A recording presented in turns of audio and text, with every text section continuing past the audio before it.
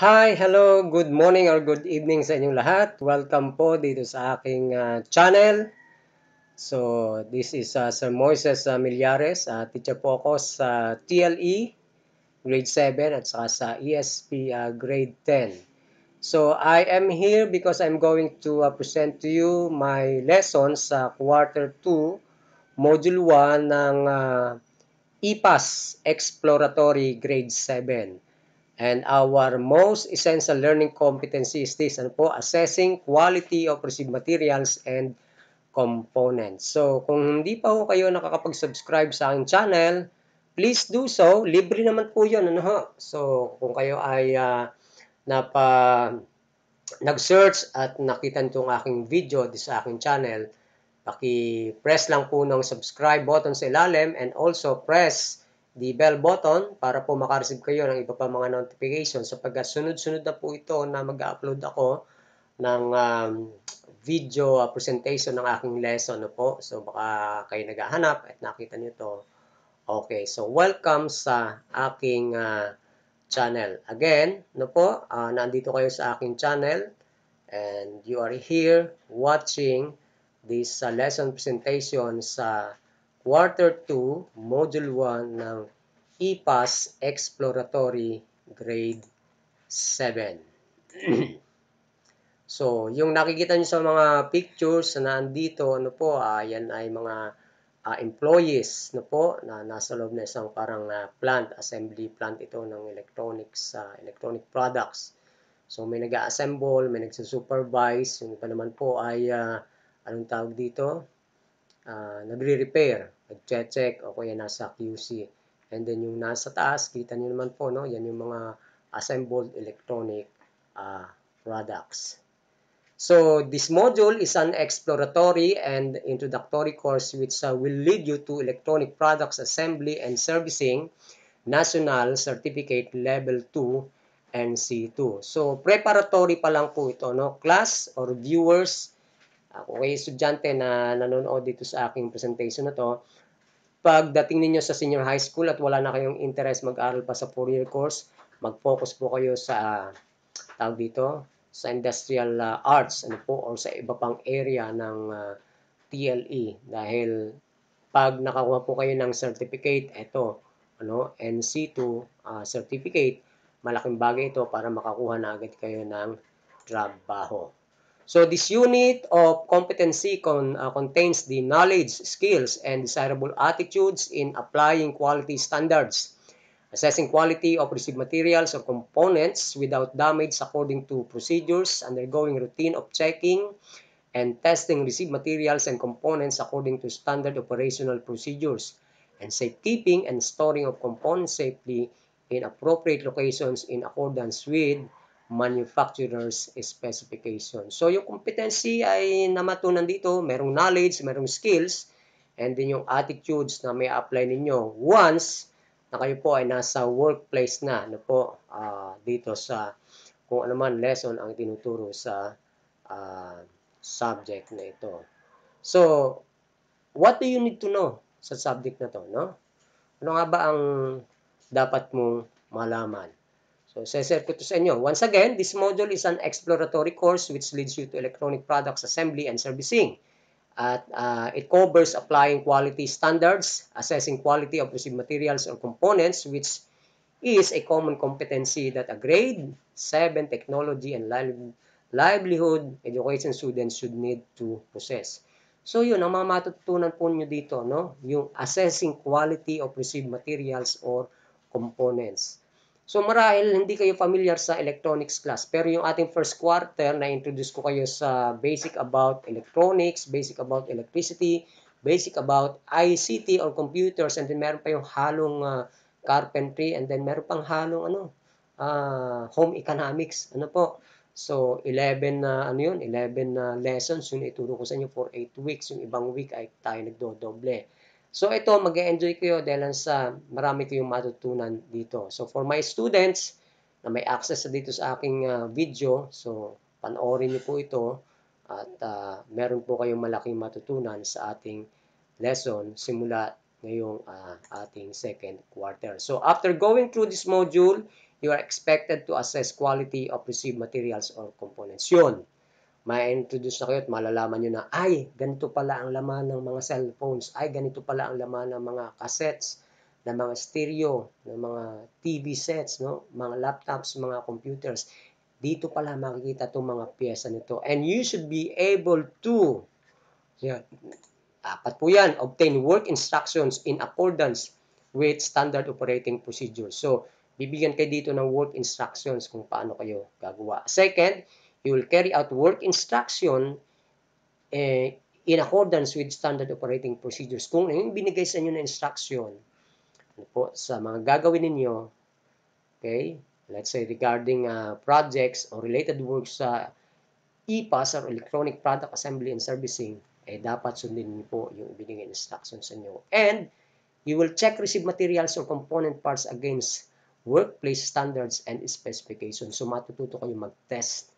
Mag-enjoy kayo dito. Ano po? And last, you will isolate faults and faulty materials. So, malalaman nyo kung sino or ano, not sino, kundi ano yung mga defective materials or components na ibibigay sa inyo. Yan ang mga matutunan nyo dito. Preparation, let's say, para sa pagtatrabaho nyo in the near future. Okay? So, may share po ako sa inyo dito na YouTube video. Meron po itong disclaimer, ano po, hindi ko kinat. Talagang buong-buo itong video na to, no? YouTube, huwag mo akong ibaban, ano, kasi ito nga disclaimer ko. The video tutorial is owned and copyright by AA Electrotech YouTube channel. And I uploaded it for educational purposes. Ano po? So, manood lang po kayo. Standby. Okay, eto na po yan. So, pe-play ko na.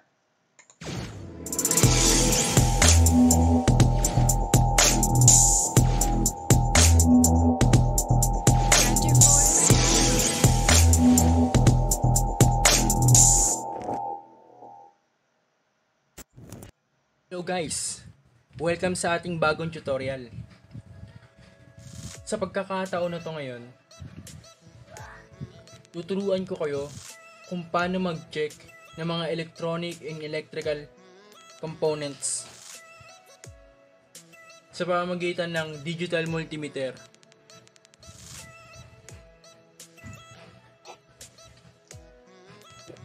Nakikita niyo to?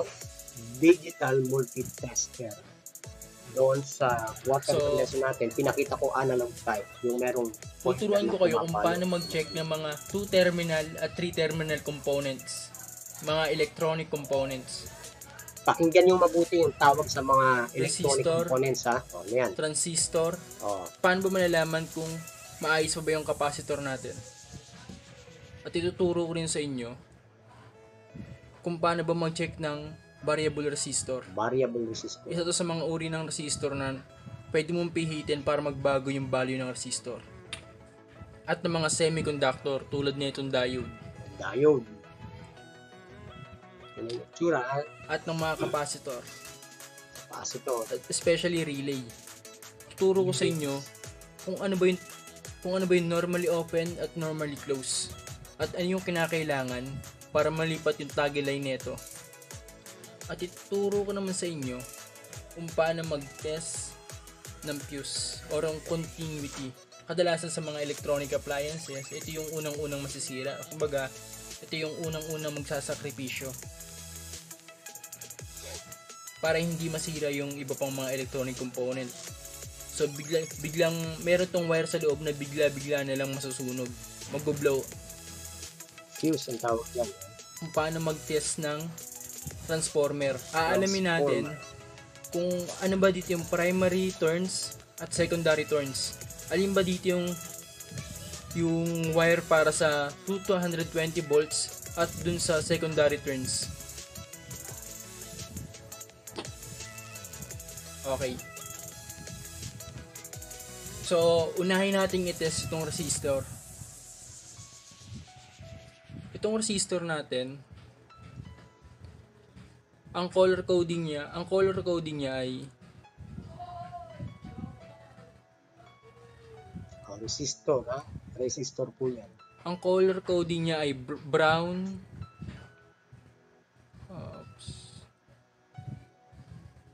brown, black, red, gold.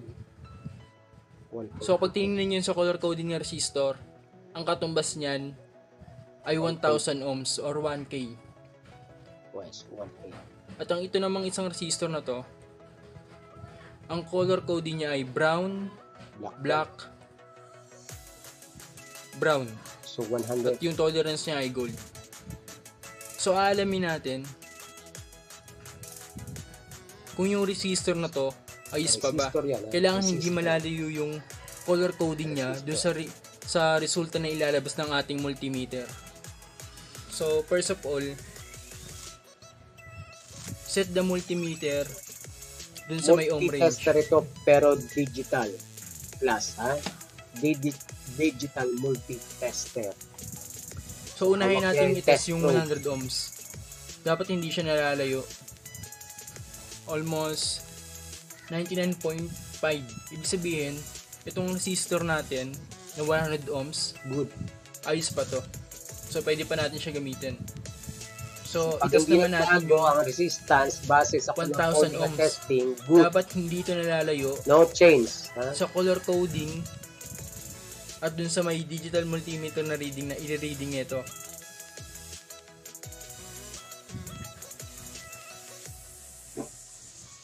So, 0.997. Ibig sabihin, almost 1K. So, ibig sabihin, itong resistor natin, pwede pa natin siyang gamitin. Ibig sabihin, ayos pa siya. Hindi pa nalalayo yung value niya. So, try naman natin mag-test ng continuity. Pag nagdikit ko to, tumutunog yung multimeter natin. Ibig sabihin, magkarugtong o buo yung linya o buo yung conduction. So, try natin i-test tong fuse. So, ibig sabihin, kapag tumunog, ibig sabihin, buo yung continuity, may conduction. So, kagandahan ng test. So, nakikita nyo, hindi nag-react yung multimeter natin. Once na Ang ibig mag-test sabihin ka ng nun, continuity and good, tumutunog siya. Ibig sabihin, break na yung flow ng conduction. electricity, Putol kaya yung good. nasa loob. Pero kung open, walang contact, walang sound. Fuse, ang dyan. Fuse. So, try naman natin i-test tong plug. Okay, ito ha. Class, sa bahay-bahay nyo, marami kayo nitong mga plug na to, no? Para malaman natin kung ayos pa yung plug, Sinasaksak. itetest natin siya pamagitan ng continuity. So, malaki ang posibilidad na putol na yung linya nito sa loob. Kasi, pag dinikit natin sa dalawa, pag tinest natin yung bawat isa, hindi na siya tumutunog. Ibig sabihin, putol na yung conductivity nito. Putol na yung wire sa loob.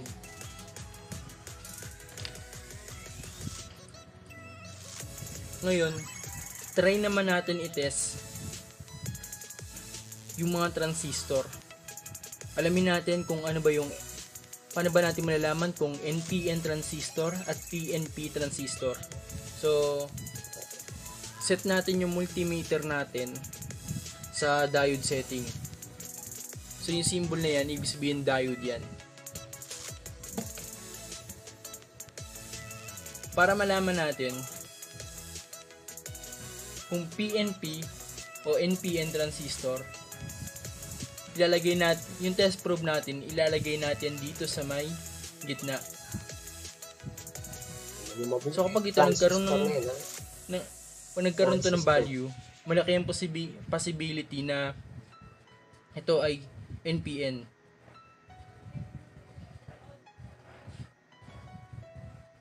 So ibig sabihin, malaki yung possibility na hindi siya NPN kasi hindi siya nagkaroon ng value.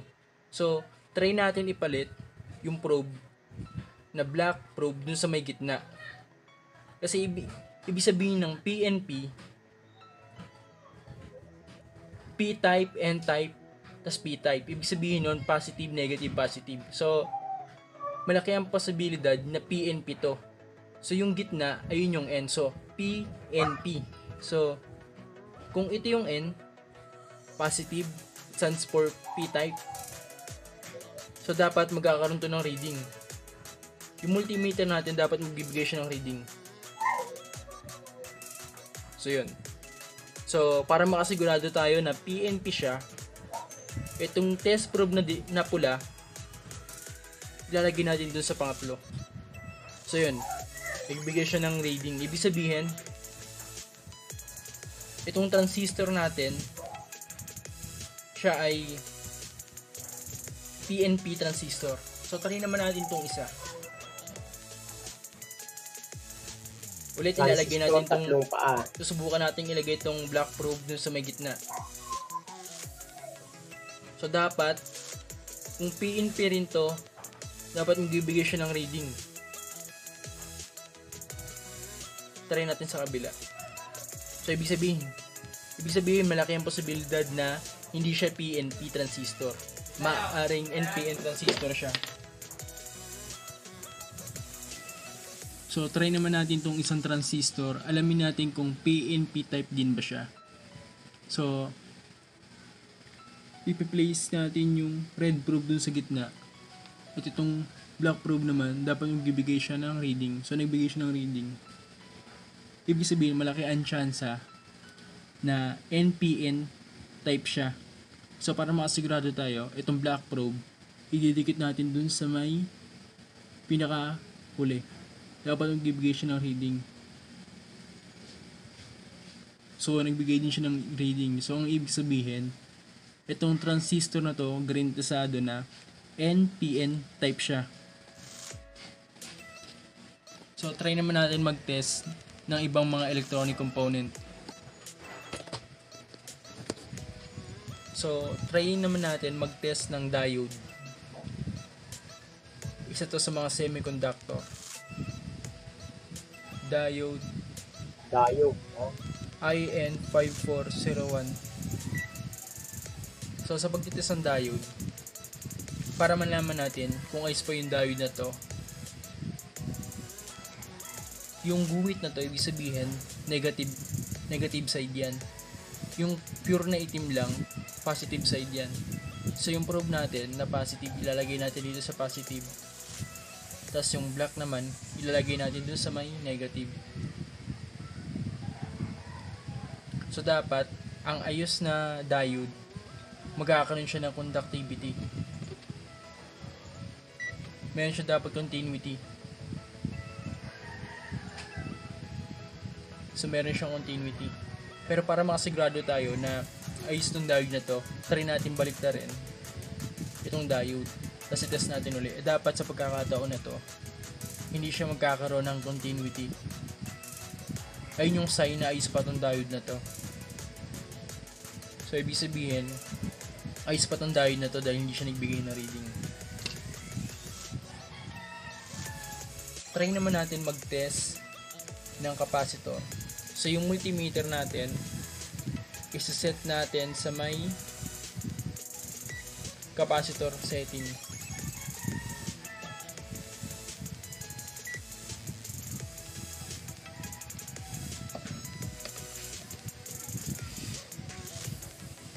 So, ang value ng capacitor na to ay 470 microfarad for 25 volts. So, yung negative side, ilalagay natin, didikit natin dun yung probe na itim. Tapos yung positive side naman, sa black, sa red probe. So, pag dinikit natin yan, dapat maglalabas siya ng reading ayon dun sa may details niya. So, 441.6. Ibig sabihin, mahina na yung capacitor na to. Dapat kasi, yung ibibigay na reading natin ng multimeter natin ay naayon dun sa details na nakalagay sa kanya. Kung 470 microfarad, dapat almost 470 microfarad din yung i-read ng digital multimeter natin.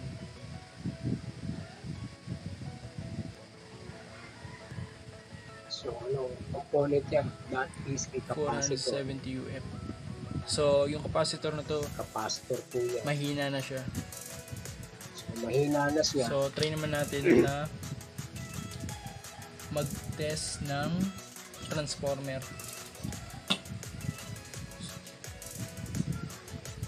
Ang mga transformer, meron siyang secondary and primary turns. So kadalasan yung primary turn, yun yung matataas yung voltahe. At yung secondary turn, yun yung mga mabababa naman yung voltahe. So, para malaman natin kung alin dito yung primary at secondary, kailangan natin i-test yung resistance. Kung ano yung mataas na resistance, yun yung para sa mataas na voltahe.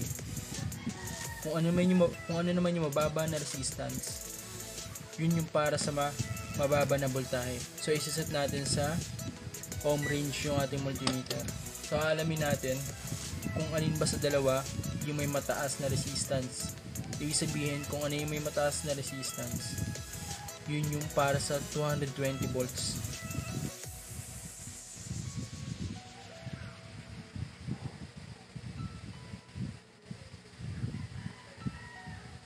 So,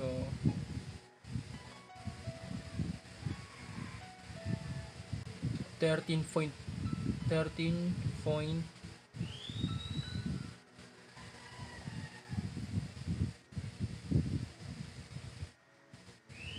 13.4. Try natin yung kabila.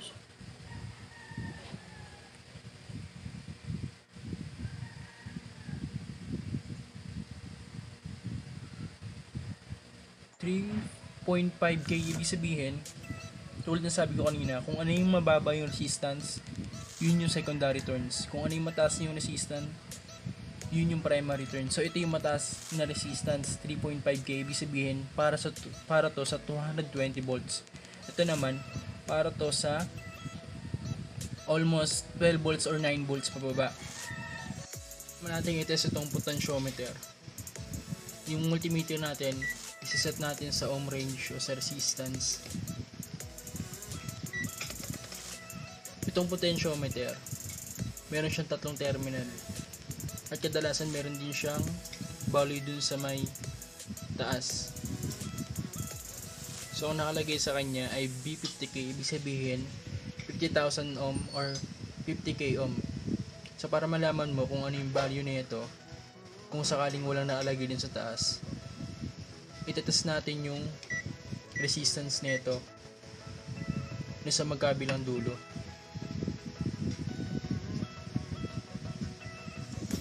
So 44.85 kilo ohms, ibig sabihin almost malapit siya din sa 50K. So kung gusto naman natin baguhin yung resistance, yung test probe natin, ilalagay natin dun sa unahan at dun sa may gitna.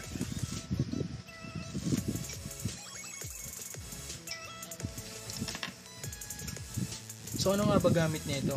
Kadalasan ginagamit to sa volume ng mga amplifier.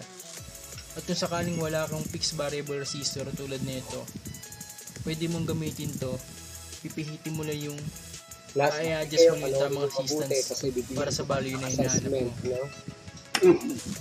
After the diagnostic test, so try naman natin ngayon mag-test ng direct current voltage o mga battery. So yung multimeter natin, isiset natin sa DCB range. So yung positive, i-connect natin dito. At yung negative, i-connect natin sa negative terminal ng battery. So almost 1 volts, 1.1 volts. So itong battery na to ay 1.5 volts. So masyado na siyang mababa para dun sa value na nakalagay sa battery. So, kasi 1.5 volts, yun ang rate niya sa battery, 1.5 volts. So try naman natin mag-test ng relay. Itong relay na to ay 12 volts. Para ma-operate yung coil nito, kailangan ma-supplyan siya ng 12 volts. So iti-test natin. Susubukan natin siyang lagyan ng supply. So kapag tumunog siya, ibig sabihin nag-energize yung coil sa loob.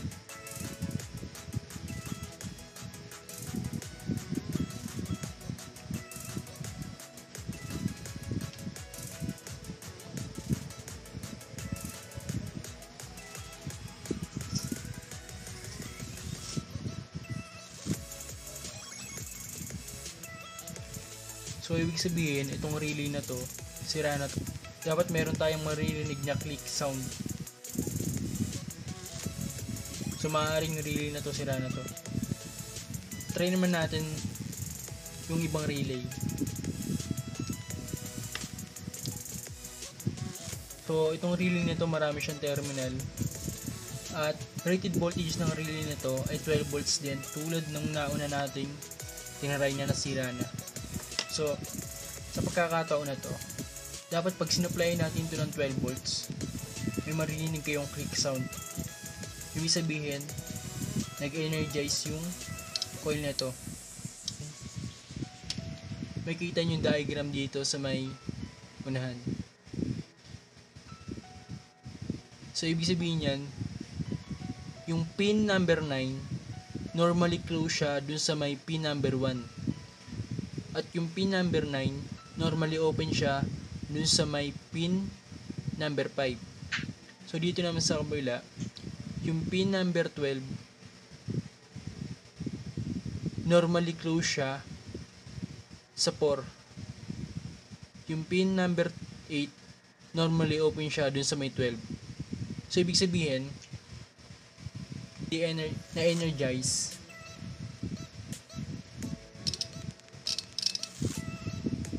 yung diagram na nakikita nyo dito,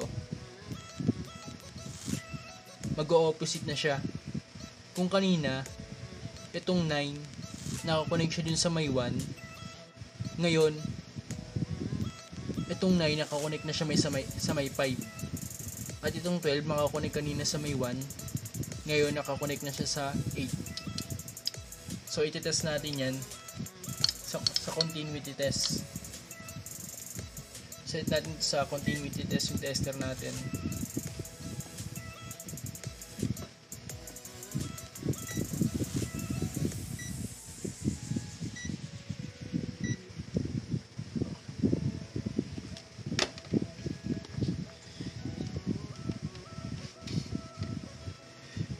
So ito yung pin number 9. Kanina, naka-normally close siya dun sa may pin number 1. Ito yung number 1, ito yung 5.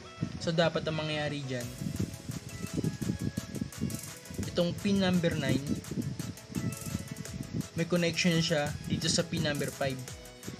So pag dinikit natin yung probe natin, dapat nagkaroon siya ng value o tumunog siya. Ibig sabihin, yung coil niya na-energize na, tapos nilipat yung toggle line dun sa may pin number 5 para dumugtong yung pin number 5 sa may 9. So kapag dine-energize natin yung coil, magiging opposite naman yung resulta niya.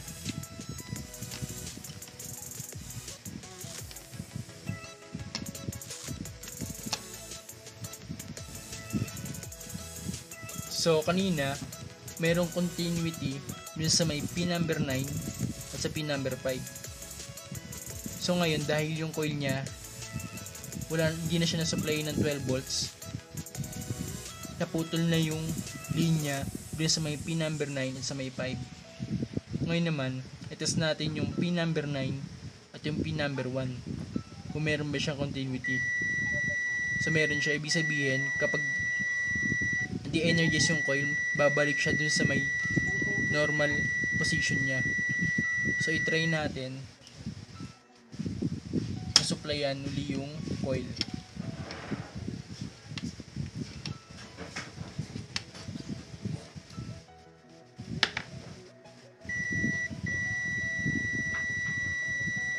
Supposed to be, dapat mawawala yung continuity nito. Energize yung coil. Yun. Nawala yung continuity nung na-de-energize na yung coil. Ibig sabihin yung contact lumilipat dun sa kabila. Try naman natin i-test tong power transistor natin. Meron tayong dalawang MOSFET dito. I-test natin kung alin sa kanila yung sira na. Alin sa kanila yung bad condition at good condition. Yung multimeter natin, isa-set natin sa may diode setting.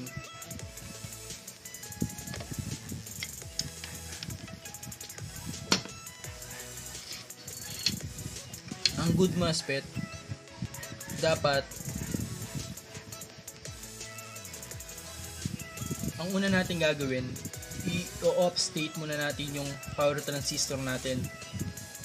Yung tatlong terminal, hahawakan natin para ma-discharge kasi yung MOSFET nag-action na like capacitor. So na-discharge na siya. So dapat ang mangyayari dito, kapag itong test probe na kulay pula at yung test probe na itim, dinikit natin doon sa drain at source, dapat wala siyang continuity. Hindi dapat magbibigay ng reading yung multimeter natin. So yung red probe dun sa may drain at yung black probe doon sa may source, dapat wala siyang reading. So dahil may reading siya, malaking posibilidad na sira na siya. So try naman natin yung isa nating power transistor. Tulad kanina, kailangan muna natin siyang i-off state. Para ma-off state siya, kailangan na hawakan natin yung tatlong terminal. So na-off state na siya. Tulad kanina, itong positive probe o yung red probe, ilalagay natin sa may drain.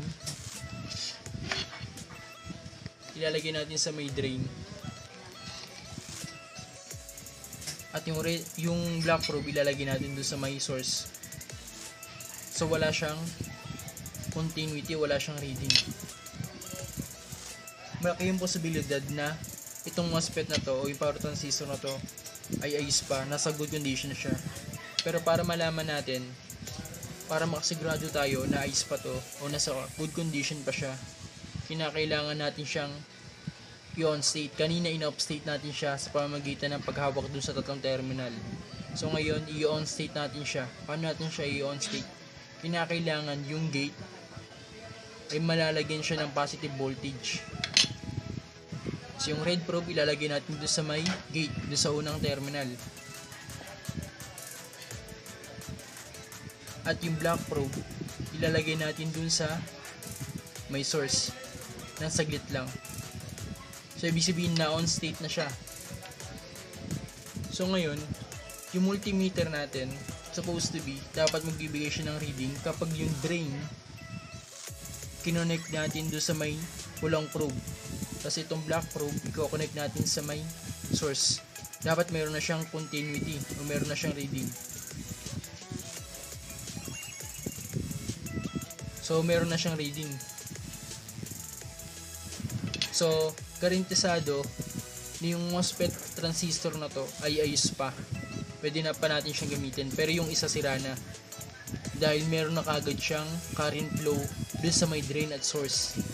Ang good MOSFET, kinakailangan mo munang malagyan ng positive voltage yung gate bago siya magkakaroon ng current flow dun sa may drain at sa source. So guys, that's all for today. Okay. So, sabi ni Sir sa kanyang video, sa kanyang YouTube channel, that's all for today. Okay class, so dito sa video nito, pinakita sa inyo paggamit ng multi-tester. At ang multi-tester na ginamit dito ay digital. So, bakit digital? Kasi kita natin yung counter dito. No? So, computerized na siya. May liquid crystal display. Yung isang klase ng multi-tester, yun yung analog. So, yung analog, may makita kang scale dyan. Kagaya ng mga pictures na pinakita ko sa inyo sa previous lesson natin. Tapos, meron ditong pointer. Okay. Then, pareha sila. May selector switch knob. Meron silang test probe. At ano-ano yung mga components o pyesa na tinesting? Resistor, capacitor, diode, transistor, MOSFET, transformer, at saka relays. Okay, so mamaya, ito, after nito, bibigyan ko na kayo ng parang diagnostic test, no? titingnan ko kung may alam kayo, may natutunan na kayo doon sa pagte-testing ng piyesa. Okay. So, let us recall what you know, ano? Tingnan natin, may mga questions dito. Let us check your knowledge on assessing quality of received materials or components. Okay, itong instruction natin. Choose the correct answer. Write the letter of your answer sheet on your activity sheet. So, sa activity sheet ninyo, huwag niyong kakalimutan na lalagyan ng pangalan, section, name ng subject, anong week yan, kahit wala ng pangalan ng date or ng advisor. Yun ang mahalaga. Name, section, subject, and week para malaman namin kung pang ilang lesson na yung inyong sinasagutan. So, ito na yung question number 1 natin. So, testing transistor. Ito yung mga image ng transistor nakita ninyo. Ito na raw yung sitwasyon. Two terminals of the transistor read the same resistance in both forward and reverse direction. By the way, maibalik ko, no? Ang component para malaman natin na defective, pwedeng siya maging open. Ibig sabihin ng open, wala nang dumadalo na kuryente. Pwede siya maging shorted, yung wala na, nasunog na siya. Nag-cause ng burn doon sa circuit. Damage yun. O kaya ay leaky. Pag leaky, bawat component kasi meron siyang resistance value. Pag ginamitan siya ng multitester at let's say, ang reading niya ay bumaba or tumaas ng fix, magkabilang terminals na ginabitan ng test probe ay ganun ang reading, ang tawag natin sa defect na yun na piyesa ay leaky. Okay, so dito, testing transistor. Two terminals of the transistor read the same resistance. Parehas ang resistance. In forward and reverse direction. Ito yung ating choices. Yung daw bang transistor ay open? Yung daw bang transistor ay good, leaky, or shorted? So it's either A, B, C, or D. Okay, number 2. Resistor naman. Kita nyo yan ha. Resistor yan. So, testing resistor. The tester pointer does not deflect at all. Walang reading yung digital. Hindi man lamang nag-register na anong reading. Hindi pumalo. So, what do you think? Is the resistor open?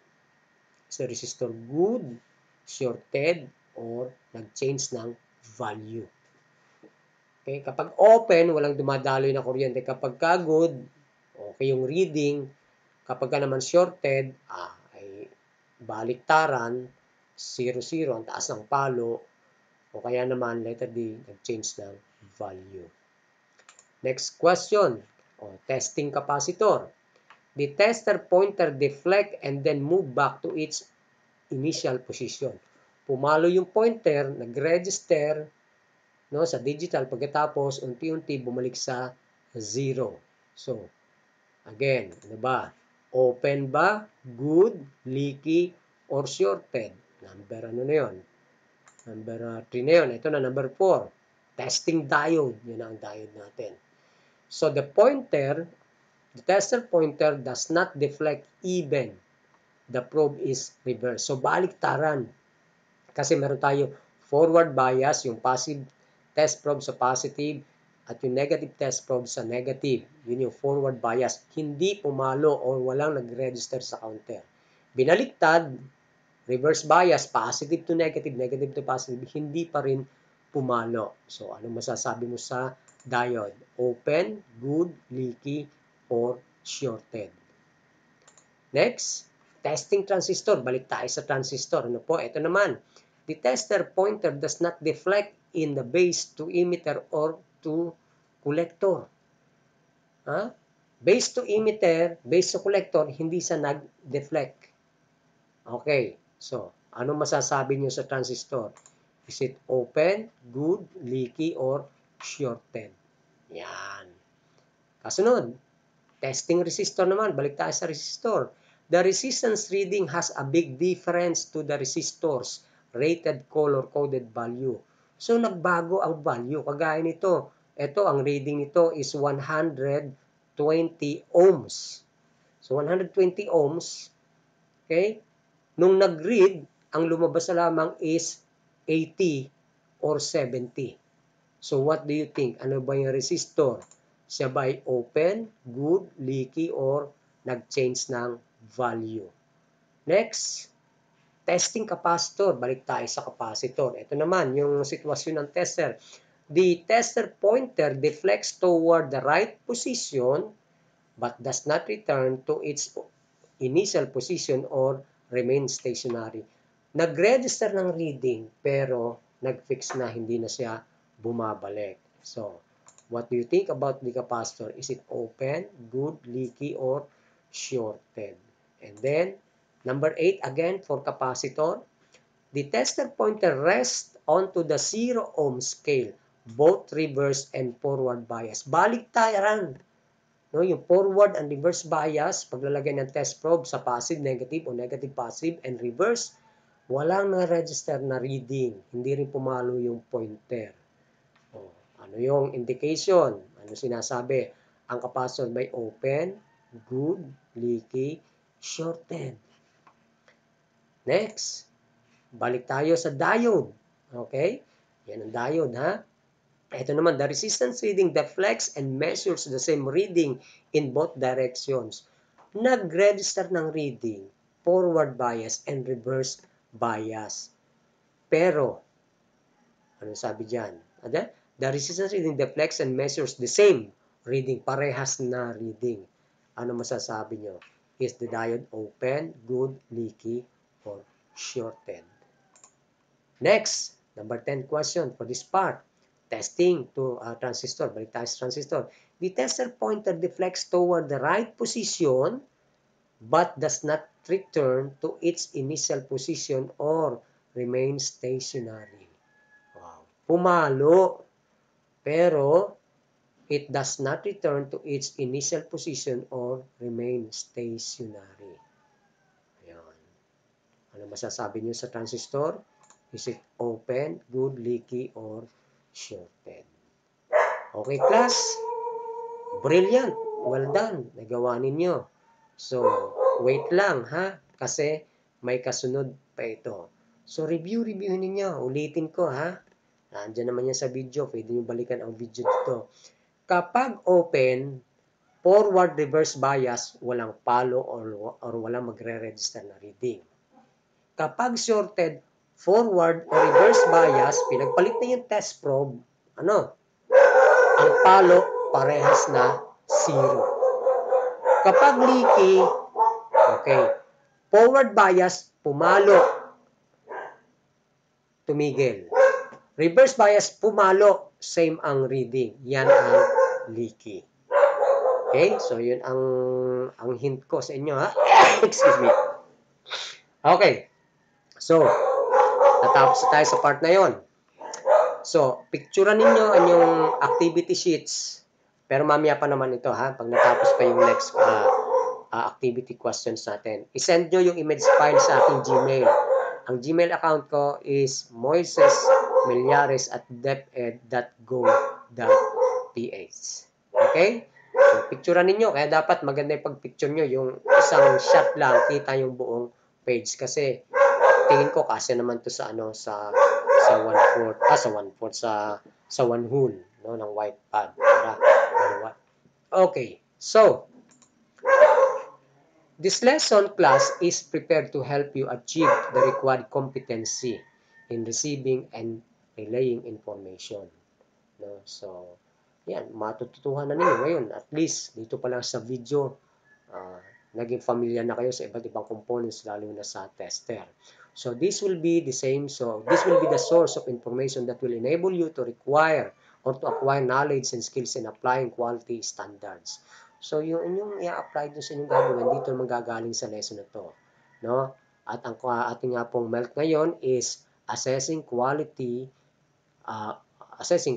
of received materials or components. Kaya, mag-evaluate ka, titingnan mo, and then gagamitan mo ng multitester para malaman natin kung ano yung estado ng component. Sabay defective na or good. Okay, so yan yon class. So, since you already know how to use the basic hand tools in electronics, hindi pa, sa next module ito, okay, we will teach you on how to apply quality standards by means of assessing the quality of received materials and components through actual testing of electronic parts by using measuring instrument. Ano yung measuring instrument ang ginamit natin, class? Ang tawag natin doon ay multi-tester, no? So, yan, kagaya na nasa picture. Yan, yung black na yan, at saka itong red ito, test probe. Yung kulay green na yan, ay may mga hinang-hinang dito, yan ay PC board. Maaaring ito ay board ng isang cellphone, no? O kaya sabihin natin parang yung tablet kasi maliit lamang siya. At ito, may bilog dito na stainless, ito ay magnifying glass. Kasi para mas makita mabuti yung side ng PCB board na naandun yung hinang. Maaaring nagtatanggal siya o nagsosolder. So, what's next, class? Ano susunod natin gagawin? Of course, prepare. Dahil ito na talaga yung pinaka-main activity natin. Ang pinaka-main activity natin, napakadali. Ano? Ang title nito ay, name me, pangalanan mo ako. What do you think? Anong papangalanan natin? Tandaan niyo ba habang nagle-lecture si sir kanina sa module? Ano? Sinasabi ko sa inyo, tingnan niyo yung mga components at tandaan kung ano ang tawag dito dahil papangalanan mo yung mga components na yon. 5 lang. May papakita kong image. Pero pag nakuha niyo yung answer, you will receive 2 points. And then pag nabigyan niyo sa akin kung saan ginagamit yon, nag-discuss doon, you have another point. Kaya dito sa second part, 5 items lang to pero 15 points ang total. Okay. So, yun na. Ang instruction natin, no? Pangalanan. Name these component parts and explain briefly its function. Kung may nakaska doon sa paliwanag, isulat ninyo kahit Tagalog lang. At isulat ulit ninyo yung answer dyan sa inyong activity sheets. Okay, number 1. So, anong tawag dito sa mga components na to? Dahil wala ang leg niya. Okay po, ito yung number 1. So, nakikita niyo yan kanina sa video, no, sa tutorial. Ano ang tawag natin dyan sa component na yan na color-coded para sa kanyang resistance value. Pakasulat po yung answer dun sa inyong activity sheet. Okay? Next. Punta tayo dito sa sunod. Okay, ano naman po ito? 2 terminals. Kanina na-mention din ang name niyan. So, pakasulat ninyo inyong answer dun sa ilalim. No? Yan. And third, ano po itong tawag sa component na ito? Write it down sa inyong activity sheet kung ano po ang tawag dyan. Marirecall niyo yan kanina sinasabi sa video. And then ito, 3 terminals. Merong base, emitter, at merong collector. So, ano ang tawag natin sa component na ito? And the last one, ito maraming paa. Bakit maraming paa? Kasi sa loob niyan, pinagsama-sama ang marami pang components. Kahit acronym na lang. Ito po. Kahit acronym. Oo nga, kahit acronym. Kung alam niyo yung buong term, 2 words po yan, isulat din po ninyo dito. Okay, class. So, bale, 5 items lang yan. Pero, pag na-identify niyo yung name ng component, you have 2 points sa bawat isa. Plus, kung masasagot niyo kung ano yung pinaka-function nito, may additional bonus kayo na 1 point for each. So, again, brilliant kayong lahat. Well done. Congratulations. So, ang hint dito, ay alam niyo na, ano? Basta pumalo both forward and reverse sa 0, shorted. Pag hindi pumalo both forward and reverse method ng testing, yun ay open. Kapag nag-register ng reading, pero hindi naman yun talaga yung kanyang actual na resistance reading, both procedures, forward and reverse, yun ay DT. Kung walang ganong manifestation ng tester, the component is good. So again, thank you for joining my class. Kung hindi pa po kayo nakapag-subscribe sa aking channel, mag-subscribe na kayo.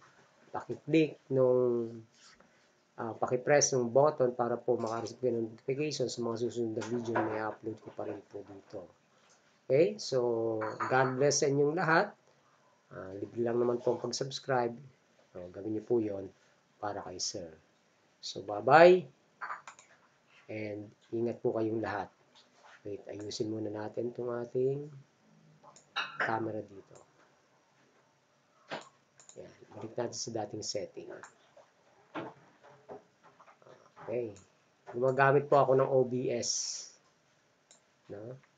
So, class, thank you for joining my class. Hindi ko alam kung anong oras yung panonoorin to.